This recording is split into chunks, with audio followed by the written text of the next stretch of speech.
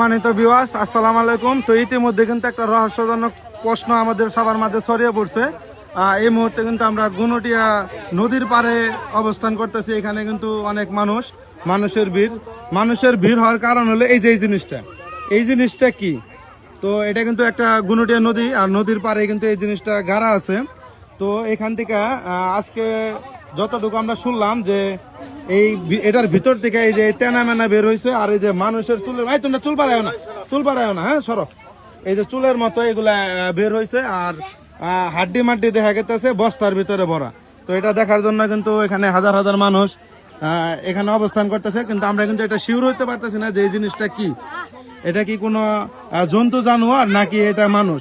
তো আমরা কিন্তু আমাদের 3 নং ওয়ার্ডের যে মেম্বার সে কিন্তু এখানে আছে। তো সর্বস্তর জনগণ এখানে আছে। পুলিশ প্রশাসন খবর দেওয়া হয়েছে, তো তারা এখানে আসতেছে। তো আসলে আমরা এটা খুঁজার পরে বুঝতে পারবো এটা কি।